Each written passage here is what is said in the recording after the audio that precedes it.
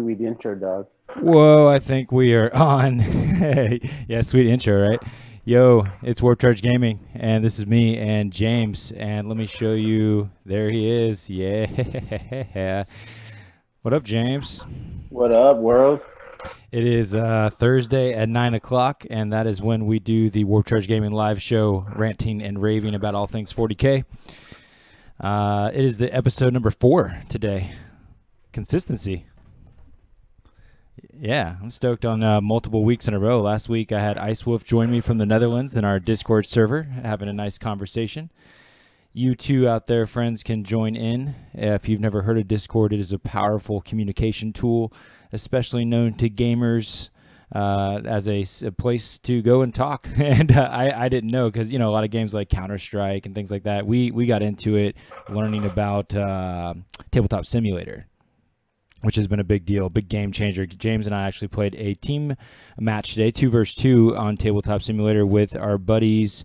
One of them was a couple hours from me. James is like 12, 14 hours from me. And then the fourth player was in New Zealand, who was literally across the entire world. And a day ahead of us. Yeah, it was like 3 or 4 in the morning his time. No, yeah, it was like 4 or 5 in the morning, and we were like noon. It was pretty cool. Yep. Like I said, we filleted some fish. Yeah, it was actually it was a close game. It was fun. Super close game. We won by 1 point, but we also got tabled. So, and when I say we, I mean me and Cole, the winning team. Some towel action. Oh, what's up? We got 4 people tuned in already. I appreciate you guys logging in. Just getting the YouTube fired up to see some comments and stuff. Howdy do. So kind of jumping in on the fly here as far as a few topics. They just put out some information from the Games Workshop community page on Death Watch. We knew they were coming. You got that pulled up at all, James? I do have it pulled up. I have a bunch of them pulled up actually. Oh, I should pull it up too. But they have the new one today was about the different stratagems. A stratagem for every enemy. That's And neat. It is super neat because Deathwatch's fluff is all Xenos Hunter, and that's exactly what they do. They give them special stratagems for the Xenos races, and that's just new. I mean, no codex has anything like these, so I think it's kind of neat. That is cool. Yeah, and also they get free command points with their Warlord trait because on a 5-up, they get their command point back. I see a stratagem for every enemy. That's literally what it's called. Yeah. Unparalleled flexibility. Those flyers look really cool in this picture. I don't recall seeing those before. Yeah, it's a special Deathwatch flyers. Is it new or? No, they came out when they did the Overkill box set with the Gene Stealers. Okay. I'm going to try to put it on camera here to show the audience what I'm looking at here in case they didn't see it. Here it comes, friends. Just on the Warhammer community site. You can pop over there and check it out yourself or just hang with us and George will pull it up for you. Yeah, look at that neat flyer. I'm looking at the lag here. There we go. Yeah, that flyer looks really cool. It's all beefy and like Batman looking. Yeah, definitely Batman-like. Right. Nice. Yeah, so that's exciting. And then, I guess honestly, when Deathwatch was announced at Adepticon, James and I were sitting side by side watching the GW preview event Wednesday before the Adepticon tournaments, and we were expecting some big news. And I guess due to how much excitement I had for the potential, I really wanted to hear a Lehman Russ. I wanted my Space Wolves to get a Primarch. Dude, they just got me so excited when they said it was going to be bigger news than last year. And Right. last year was an edition change. And, according to them, that was just Plastic Sisters. But we were looking forward to, Primarchs coming back. Yeah. Something crazy. And I guess Plastic Sisters is crazy for some people. Right. I was dreaming of the world. Here's Ice Wolf saying, "Hey, Ice Wolf, what's up? What's the story in Imperial Knights?" It's a great question, William Moser. I'm not sure, but I would also. That's one thing I am excited about is some nights. Ice Wolf, if you want to jump in, you get on the Discord. The video is on a Google Hangout, which is a little bit more independent, but you can jump into the conversation just getting on Discord. I'll post the link in the chat there. Yeah, and the Super Knight, I can't wait to start playing with one of those. Like, I'm definitely going to build one. I don't know if I'll play it, like, actually on the tabletop, but I will build and paint one. I do know that. You talking about the little mini knights? No, the Super Knight.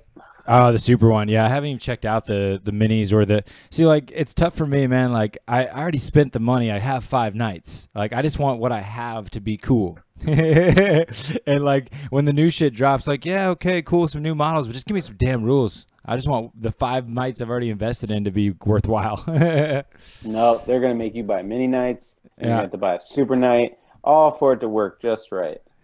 Right. Yeah, I hear you on that, Ice Wolf. I also, James actually, right now with me, painted me up a beautiful Lehman Russ. I'll show you. This is like a third-party style one. We'll see if I can. I think I have a little background. Check this out. Do you keep them on the little base or the big base? I was just running him as Logan Grimnar in that last game, so he was running on the little base. There's a little bit of justice. He is bad ass though. Really love that model. Whoop, whoop, whoop, whoop. A little craziness there trying to make that work, but yeah, he's cool, man. I really like that guy. Where's he from, James? I think something exclusive. I forgot the exact name, but they make some awesome alternative models. Right. Like their Abaddon, super sweet. What else do they have that's really sweet? I think the Necron Lord they have is amazing. They do a lot of like female alternatives to like male models. Mm-hmm.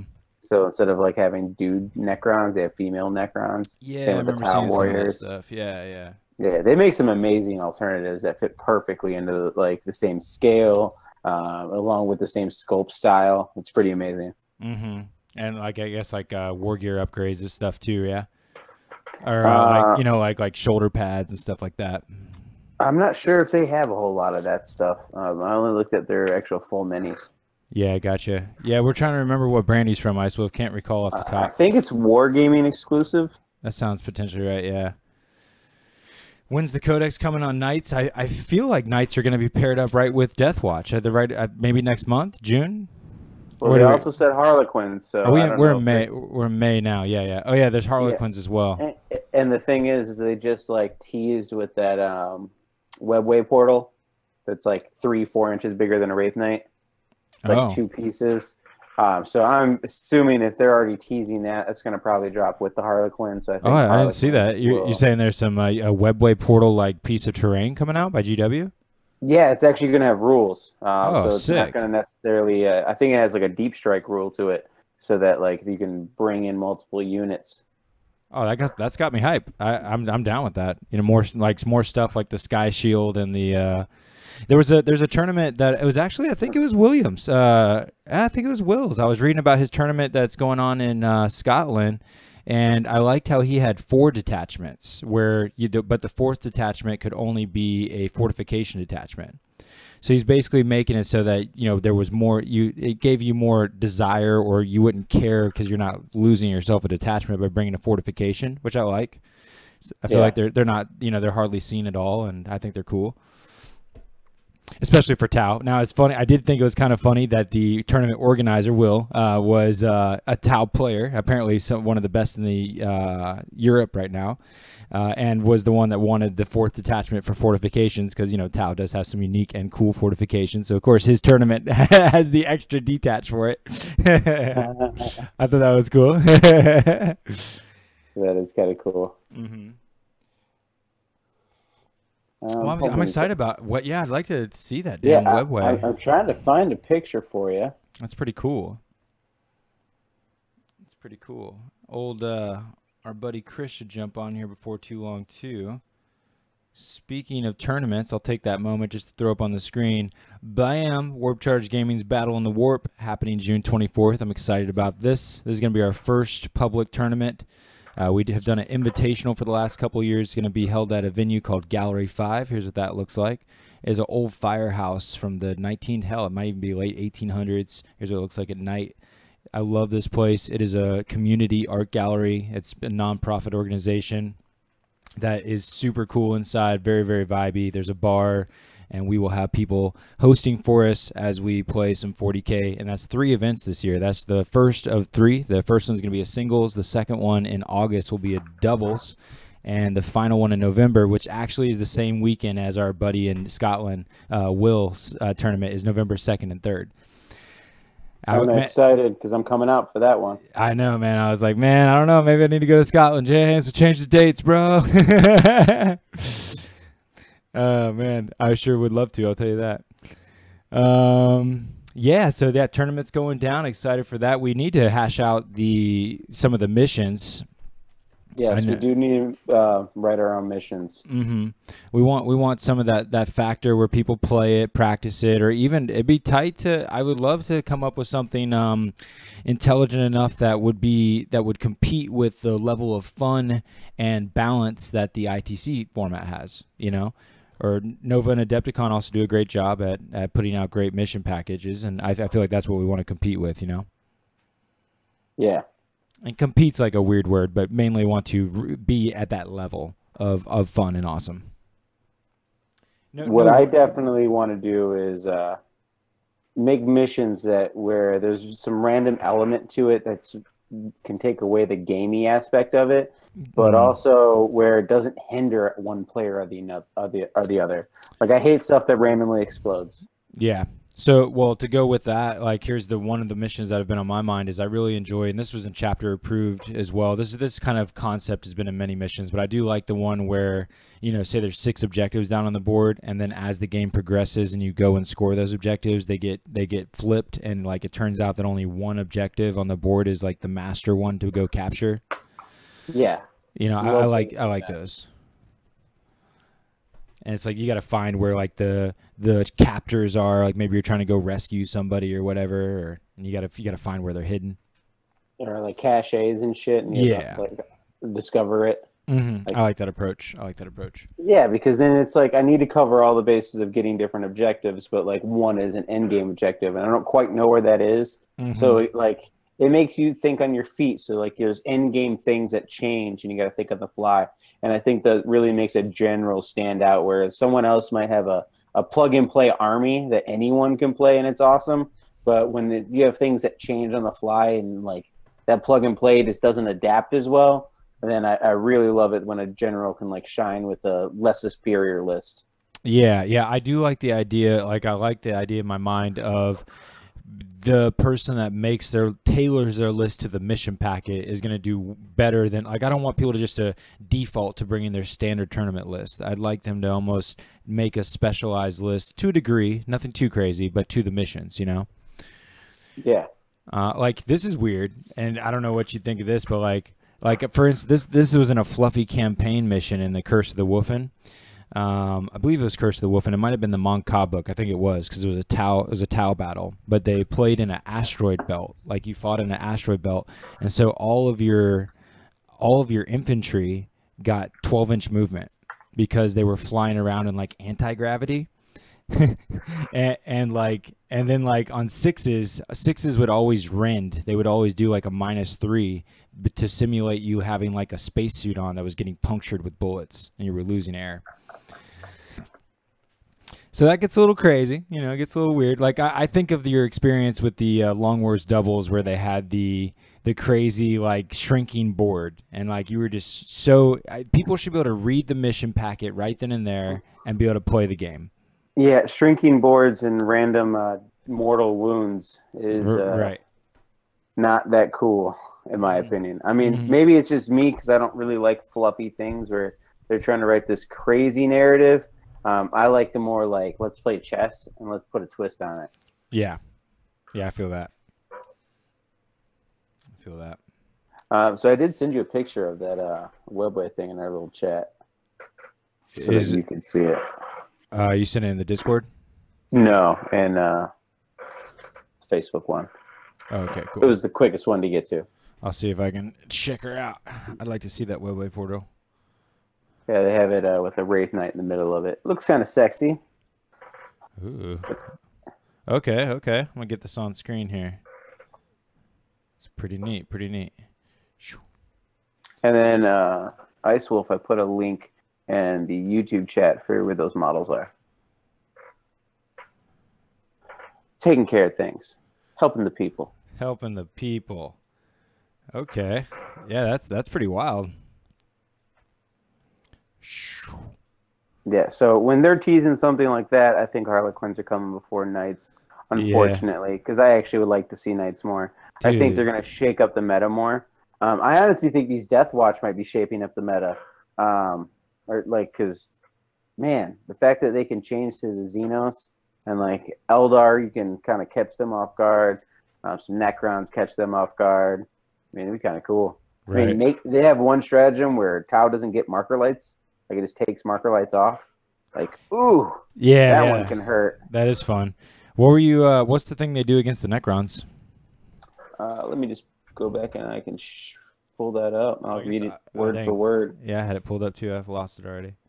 Yeah, all right, so it's Overkill. It's 1 CP.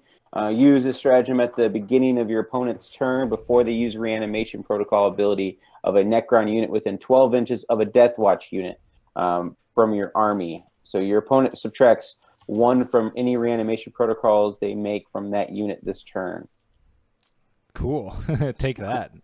Yeah, so what people like to run, 6 destroyers now? Because they can deep strike them, and they got far shooting, and like they're super tough, and they hope that because they have 3 wounds, you just get 1 back, and it'd be great. Well, this will hurt. Especially if they get caught slipping with the Cryptek not close by. And that's just, man, I wonder how many, like, you know, like what Death Guard had, like 14 stratagems or something like that. I wonder how many stratagems they'll have with all those specialized Xenos ones in comparison. You know, I think they're going to have a lot, to be honest. 20 plus? Yeah, I'm thinking 20 plus for sure. At least 3 pages. Dang. Yeah. This Orc one's pretty cool. The Stem of the Green Tide is what it's called. Oh, yeah, that was wild. Yeah, read that. It's 2 CP. Use a stratagem immediately before firing Overwatch with a Death Watch unit from your army against a charging Orc unit. So any Orc unit, your opponent must subtract 1 from their charge distance for each model in their charge unit that was slain from your Overwatch fire. Dang. So when you got 30 boys that might lose 4 or 5 of them in Overwatch, ouch. Yeah, no kidding, man. That's exciting. I'm sure the people that play Death Watch will be especially excited. But it's for me, it's always so weird to imagine like a Death Watch player, because it just means that you painted your Space Marines a different color in a kind of a sense. Dude, I've actually seen Death Watch players that play multiple different Space Marine chapters. Yeah. So what they'll do is grab from each chapter, like there's Marines, and then be like, oh, they're all Death Watch. Yeah, because you were telling me it's kind of like Game of Thrones, like on the wall or whatever. They send people to the wall. It's like they take their. It's unlike the wall. They're not taking like fugitives and shit, right? Or is it? Well, each chapter is different. So each chapter sees like the Death Watch as like either an honor or like a disgrace type of thing. I see. So some send their troubled troops that like cause problems, like they're kind of rogue people that don't follow line, and others send the best of the best. And most chapters, I believe, see it as a great honor. But some of them don't. Gotcha. It's 10-4. Yeah, that's cool. And their whole thing is they're like special forces for killing Xenos. So wherever there's Xenos on a planet, they go purge them of the Xenos problem. So it's interesting that they have these type of stratagems for each of only the Xenos races. So there's nothing against going against other Imperium armies and nothing for Chaos. Yeah. Yeah, like the Space Wolves, we're practically Xenos. Letting Chris in. What up, Chris? Yo, Chris, we're communicating on the Discord, so we won't hear you unless you jump into Discord as well. Well, I just heard him. Oh, because I'm also in the Google Hangout. That makes sense. Yeah.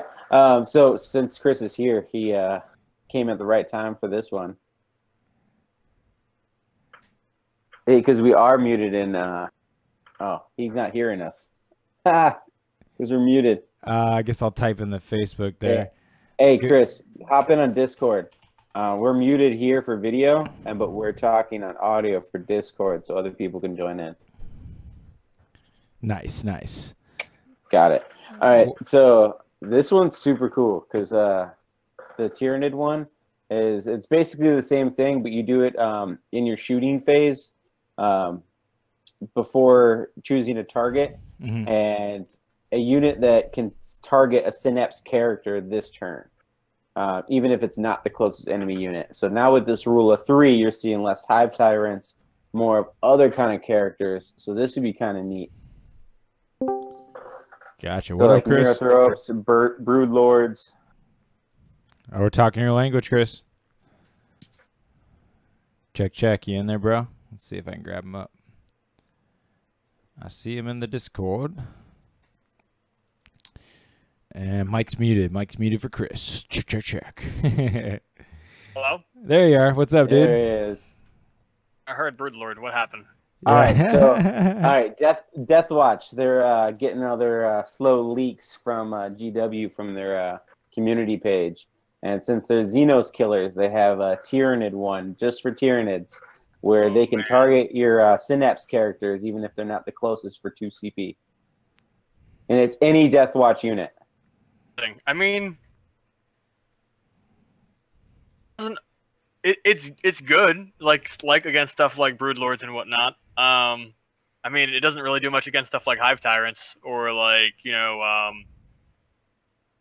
creatures that'd be able to target anyway. But I mean, there's a few examples where that's definitely useful. Yeah, when people have a warlord that they're trying to keep hidden back, and this comes in and pops that's them. what Juice does. He takes the Malanthrope, the 9-wound 5-up armor save. Ooh, that would be gross against him, against that strategy specifically.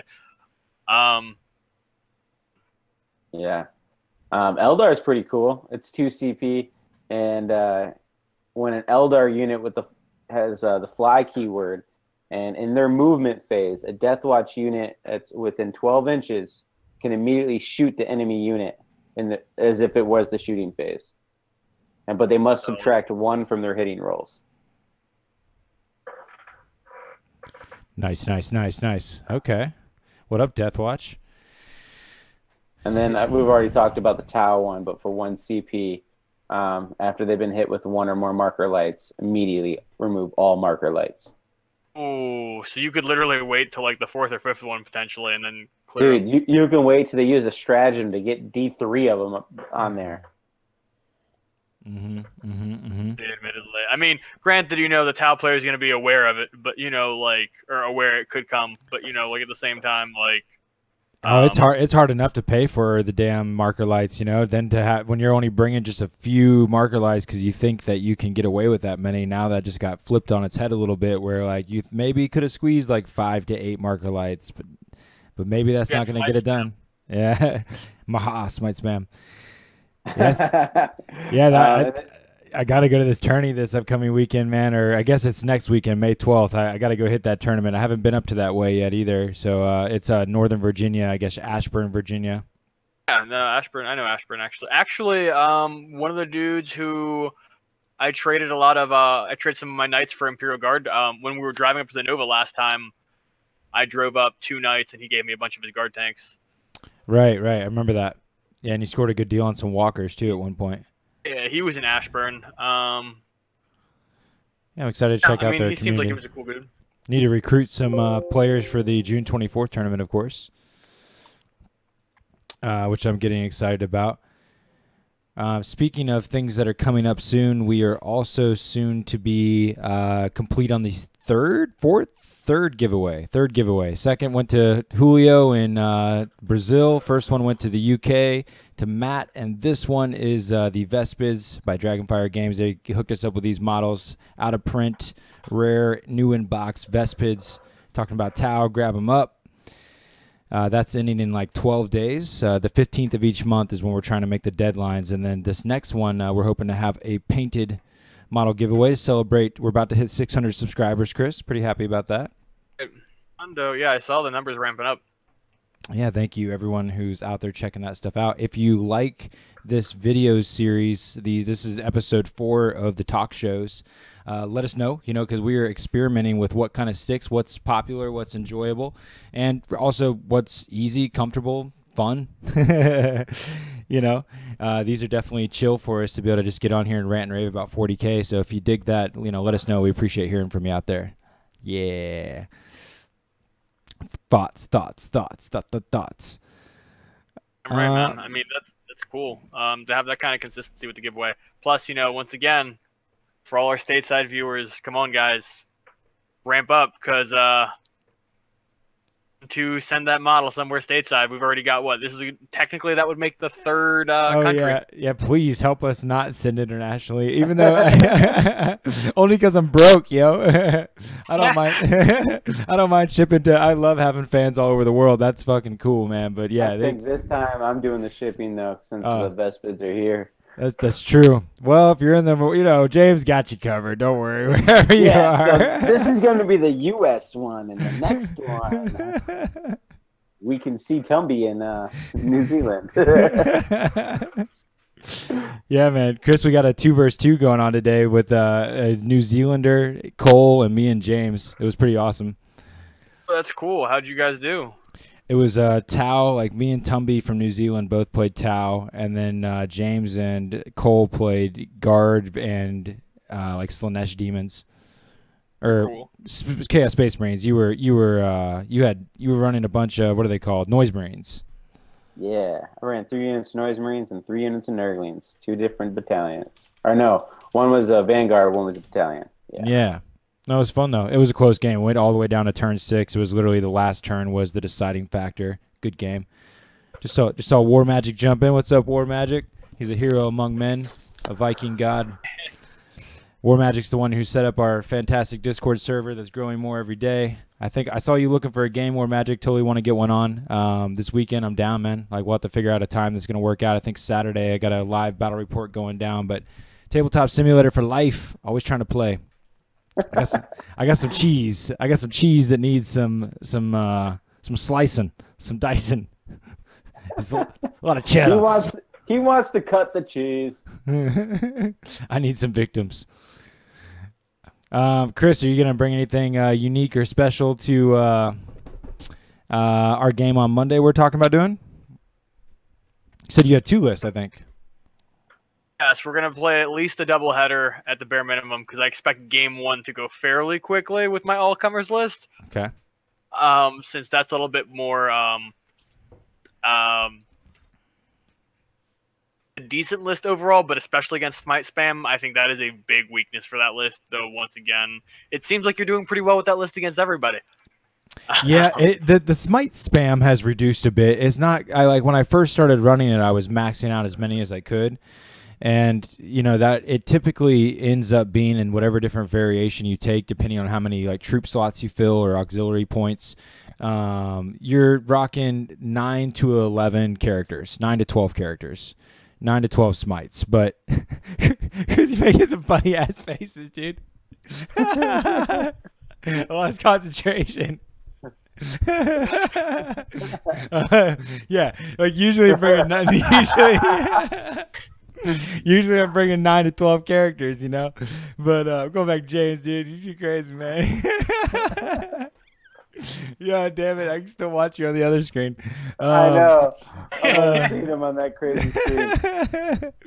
Yeah, usually bringing 9 to 12 characters to max out Smite, but it turns out, now the big factor is I'm trying to bring Magnus. I'm trying to focus on the close combat element of the list, and everything else is just a delivery system. All the honestly, the psychic powers that aren't Smite are the ones that I pairing with Smite itself, but I really love those powers that target the characters and not just the nearest enemy. And that's a way to really mess people up a lot more than they expect. They're like, okay, Smite, cool, go through this big screen. You're like, well, I'll take your character, actually, and I'll take that significant unit there. And I'm going to do it with Magnus to give him +2, so he's a +4 to the cast. And, yeah, you take 2d6. Oh, that's 9 mortal wounds, bro. And then I'm going to cast some more powers. I was getting keen on running Zone Tropes. Yeah. And then, actually, it was the result of the Smite spam that I was like, oh, man, Zone Tropes are not good to run just because my mortal wound battery is so hard. And part of the reason that that's a good unit is because they have 3-up invuln saves, and I'm like, I don't want to pay points on those if you're just going to be carving through them. Man, I mean, speaking of a unit that's really good until you involve that kind of concept, we were in the battle today. Cole brought a crap ton of Ogren. I think he had like 12 Ogren. Yeah, I mean, the Ogrins, they can be good, but if you're getting hit by mortal wounds, you were just wasting them. He was getting them 2-up invulns with no issue. You can buff them up. I think there's a stratagem. Yep. And then they have like the shields or whatever for the Bullgrin. It's like psychic plus strat. They're like a 4-up going down to a 3, then go to a 2. He did that to me to tie up my Gene Stealers for a turn, which, I mean, granted, I could fall back and charge, but he tied me up for literally just the one combat phase so that I couldn't assault something else. Yeah. It was a pain, but thank God James was rolling ones like crazy, or would have been screwed. Dude, I'm the worst roller in the history of 40K. But somehow I still managed to win some games. Hey, you must have been rolling pretty bad if that's George's opinion, because last game I played against George, his dice were just like, yep. No, George witnesses how bad I roll. Yeah. On a regular basis. I don't know. I go up and down sometimes. Sometimes I'm hot as hell, though. I stay cold. Yeah. Have like all the way cold rolls. It's just like I feel like my rolls are almost always 50-50. It's just, oh wow, all my good rolls are going to shit that I don't really care about. Right. Like, I have seen you, like certain dice, I've seen you consistently roll good and bad. Like I know the monkey dice in your hands are dreaded.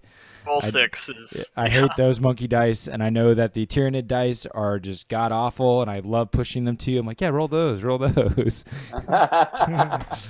of felt them out a little bit. I mean, like that's one of those, I almost feel like that has like a weird like feeling to gamers and communities because like they feel like certain dice, like, oh, the player knows their own dice bias, but like at the end of the day, it's a 6-sided dice, Right. Well, hey, another cool thing that happened to when James and I were chilling, I think it was last night. We were just chilling on Discord, and all of a sudden, bing, bing, like Corey jumped in from Dark Bunny Creative, and he was just like, "What's up, guys? What are you doing?" And we were just sitting there, just ranting and raving about 40K inside the Discord server, like talking about 40K.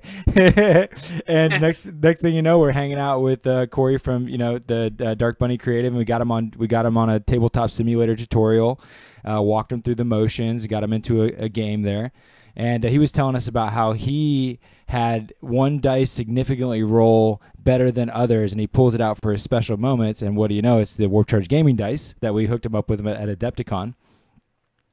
So just super cool. I'm talking about Corey was the one that ran those really sweet Space Wolf dreads. He was doing the Space Wolf dreads with the Orc dreads in the team tournament. Oh yeah, remember that?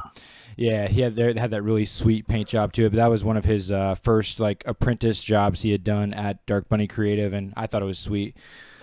So he's a wolf guy at his heart. So we have a brother from another mother feeling going on there, sharing factions and all. I'm talking about aliens. Yeah. he went off. He went off on pyramids and aliens, and I appreciated that about him. Yeah, that was cool. Yeah, he went hard to the paint out of nowhere. Yeah, I was digging it. I busted out some titles in case anybody out there in the YouTube land is checking this out. Some of my favorite books that were in this conversation we were talking about was Ancient Secrets of the Flower of Life by Drumvalo Melchizedek, as well, and that's Volume 1 and Volume 2, as well as Nothing in this book is true, but it's exactly the way things are. So if you ever want to talk about aliens and pyramids and the Akashic records and things of that nature, those books I'm into. Hippie shit. Be here now. Bugs don't write history, we eat it. Nice. Ice Wolf saying, "Go Wolves," another brother from another mother. Oh! Dude, you just got inherited to the wolves. I got inherited into him? Is that what you said? Yeah, I don't know what word to use. I just made up a word, go in there. But yeah, you just got the wolves. And you've been playing Tau and Smite Spam. Yeah, I'd say I'm more Zinchian than anything, but just wait till those wolves get their codex. Those winds of change will blow another way. That's right. I like that. Because it would be a damn shame if they got like a Dark Angels level codex. Right. Dude, I used to run the shit out of Fate Weaver back in the day. Chris remembers when I first was learning how to play 40K, and remember when I would bring those, I'd want to play Unbound and do 4,000 points of just pure Greater Demons. I mean, nothing but demon princes and greater demons and stuff. It was just Let's do it. Here's a keeper of secrets, a great unclean one, a bloodthirster. Just Dude, all the big guys. I wish that was competitive play. I played like that. I love the big monsters, dude. Me too. And that was one of the things too. Like when George first started, like obviously they're cool models, especially within the line. But like that was one of the first lists he started bringing around was like Double Wraith Knight back when Double Wraith Knight was good, and it was just like, this guy. like I'm sitting here trying to be the like guiding hand of 40k, like I did with Cody, which didn't work out too well. But like freaking it was just like so hard list that George was bringing that I was like, man, this newbie is just gonna keep kicking my teeth in over and over again.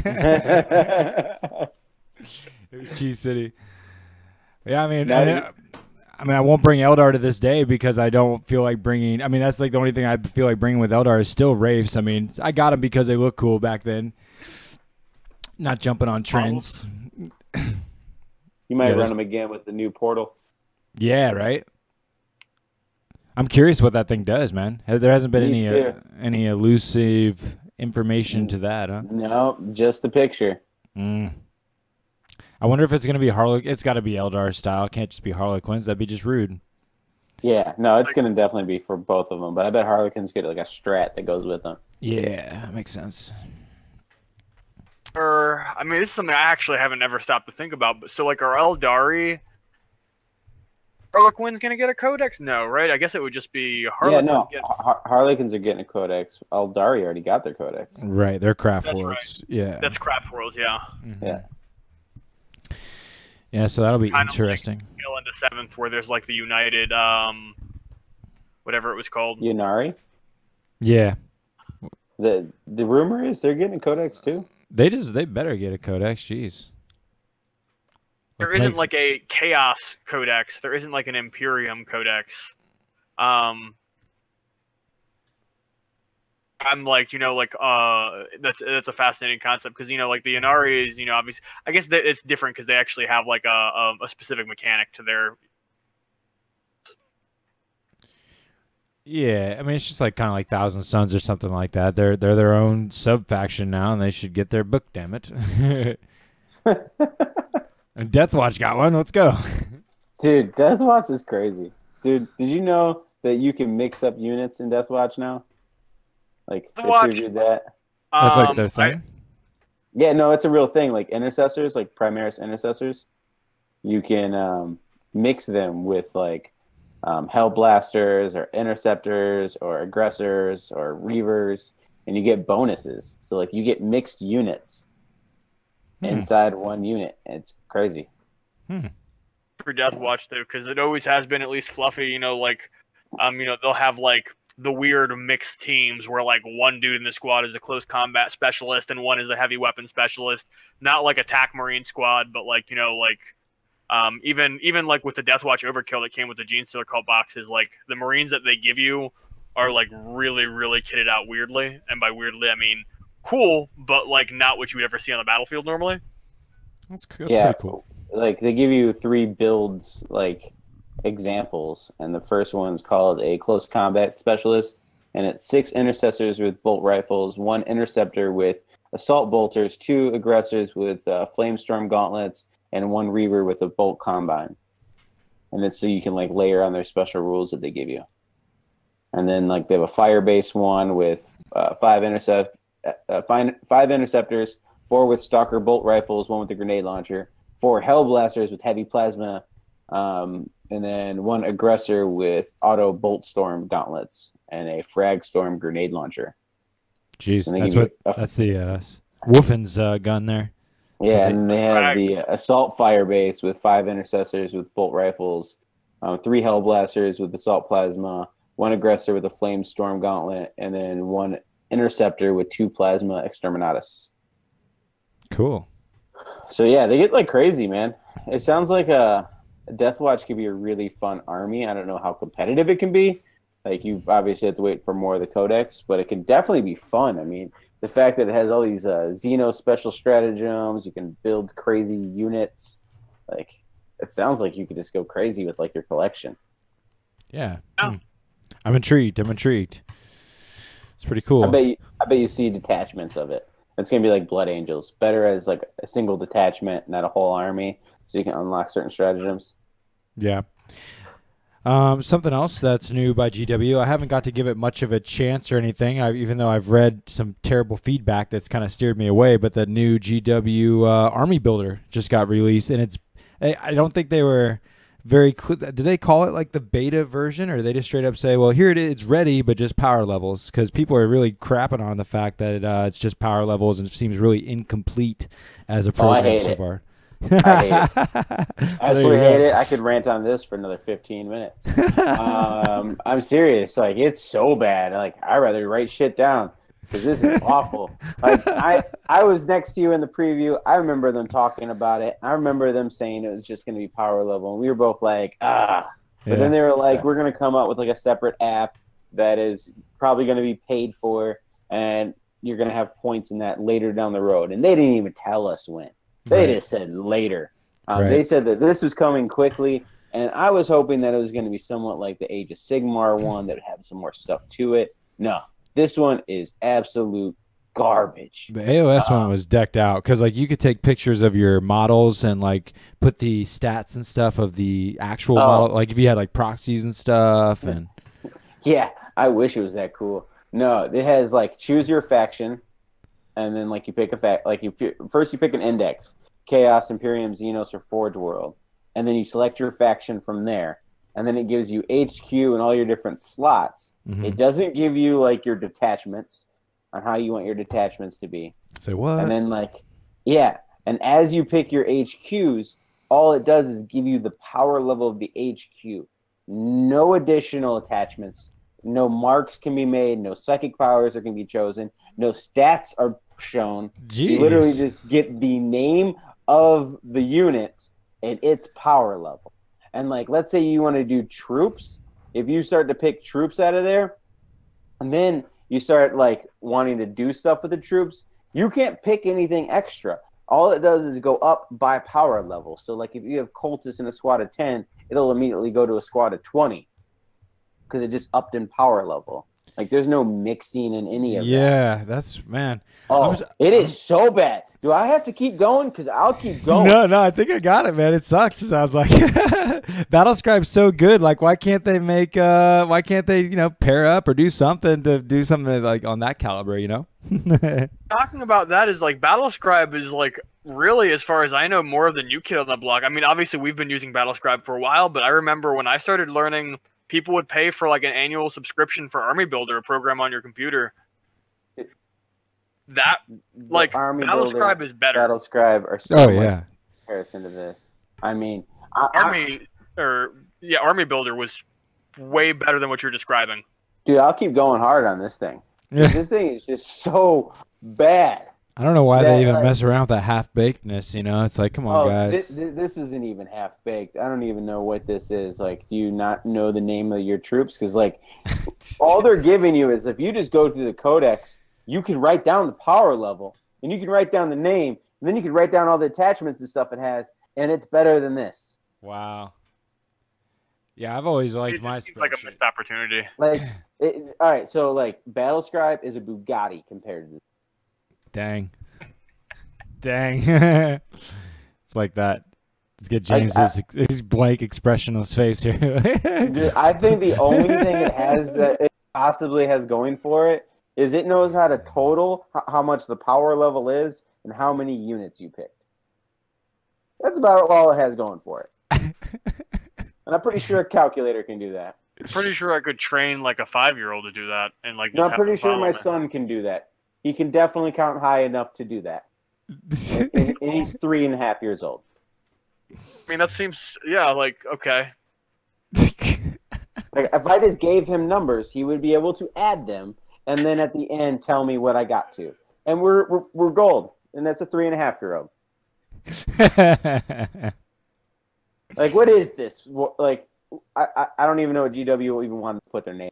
It's like, they need to fire the person who did this. Like, their graphic designer is better than this. I'm sure the graphic designer looked at this after it was all complete and was like, holy shit, you guys suck.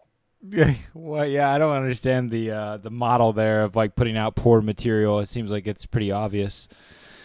Like it's bad for people who play power level. Like the people that don't play power level, like I get why they're shitting on it, but the people who even play power level are shitting on this. Yeah, like I'll just use They play Battle Scar, power dog.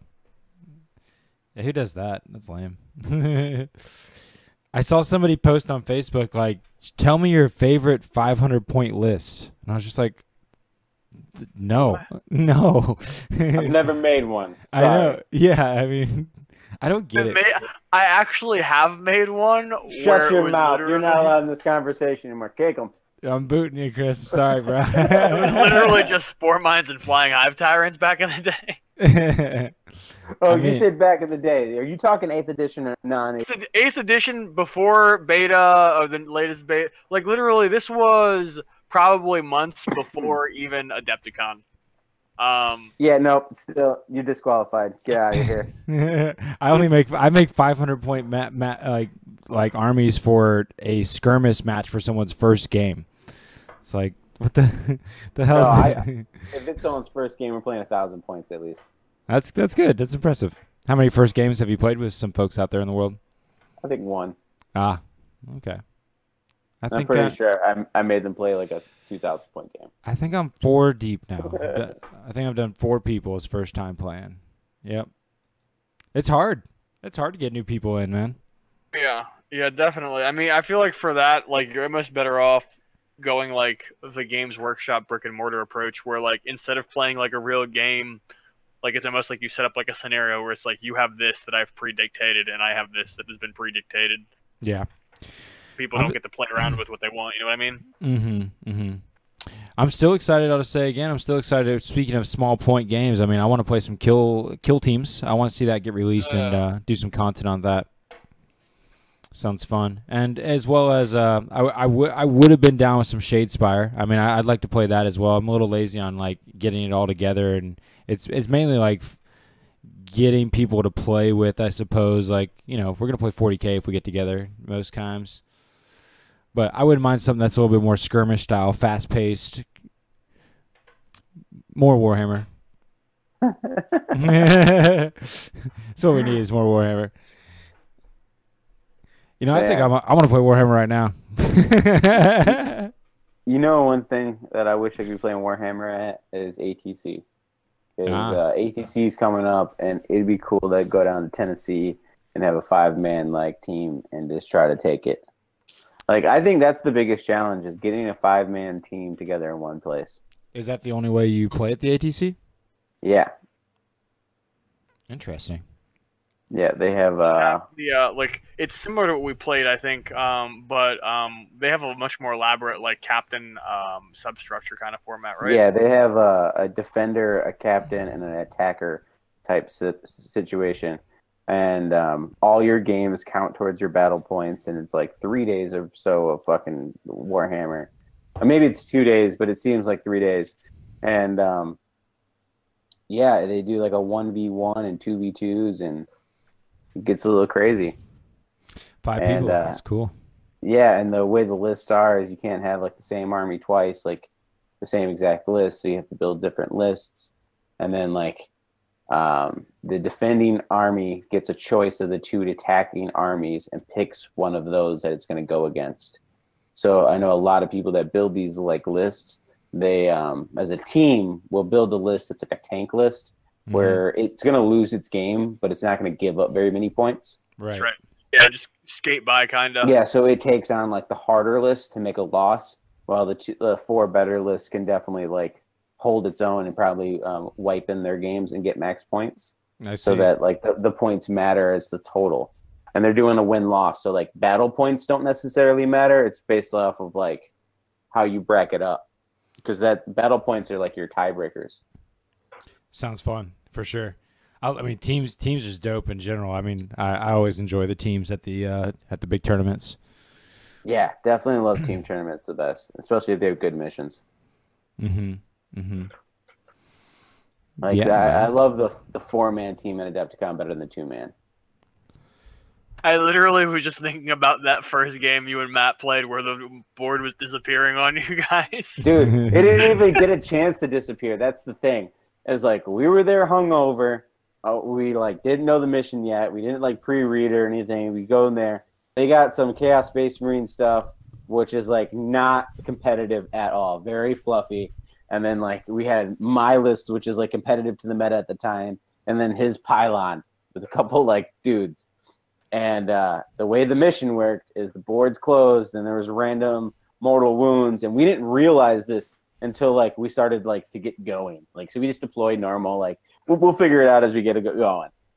And once they got first turn and they got to go, we realized what was happening.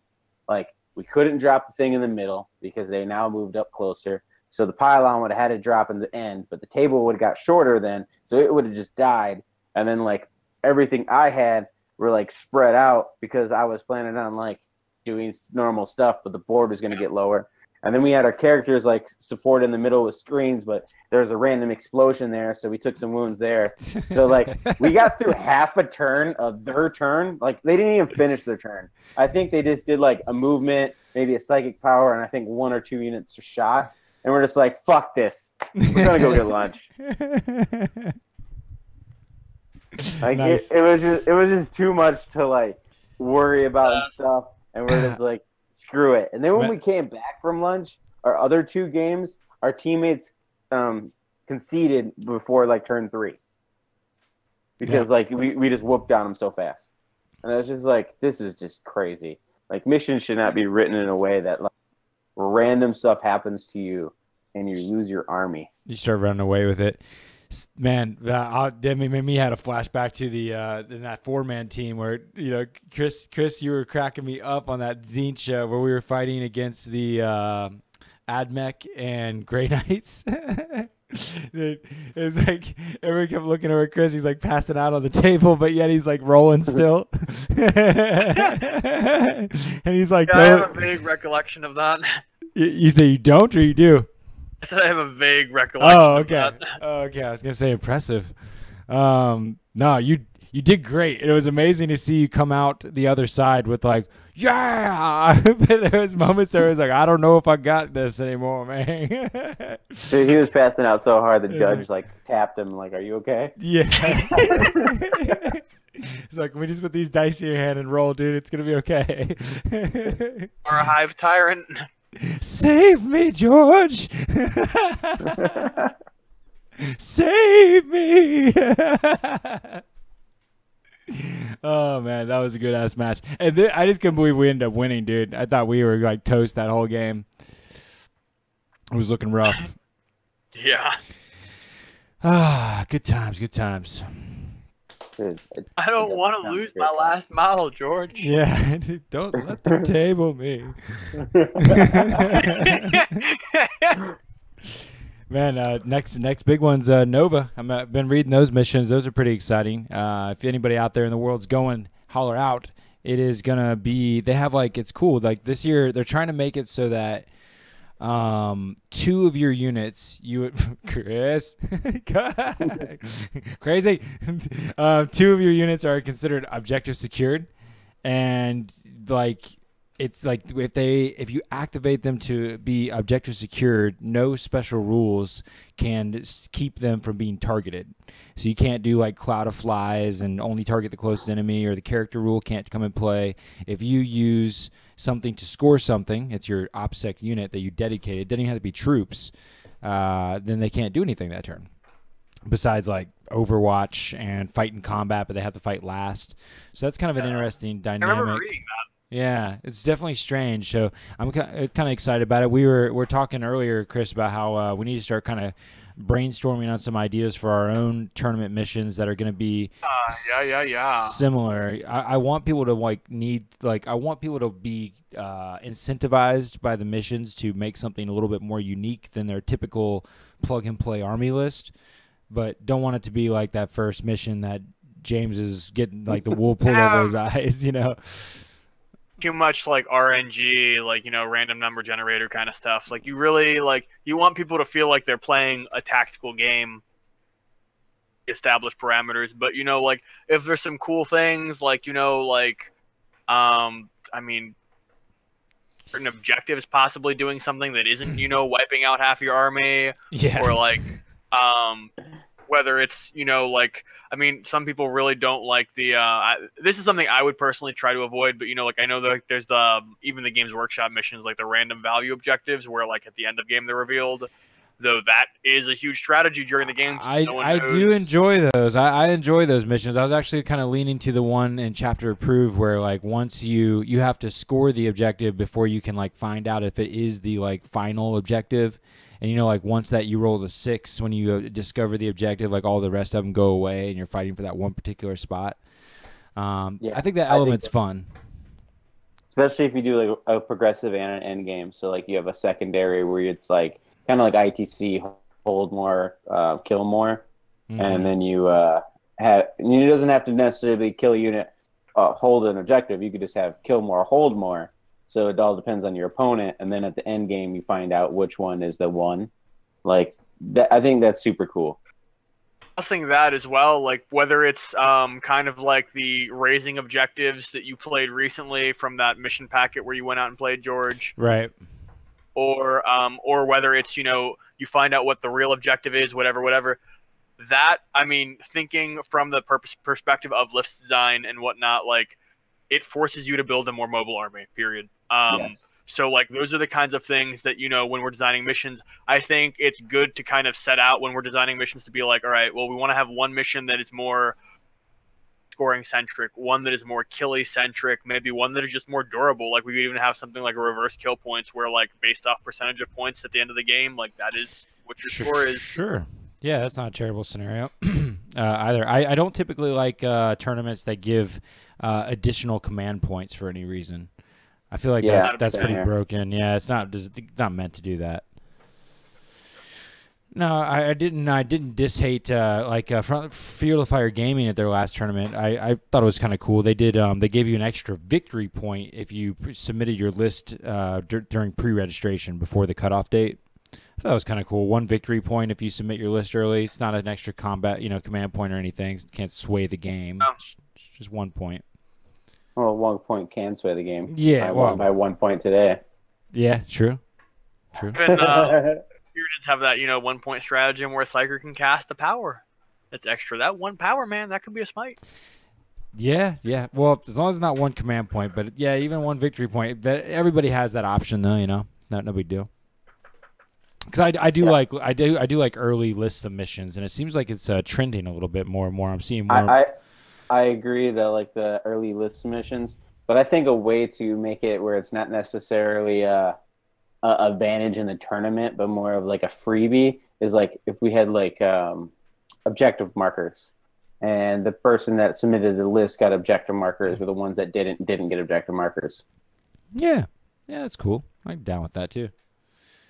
Speaking of which, yeah, that'd be pretty cool to have some WCG objective markers. I like that.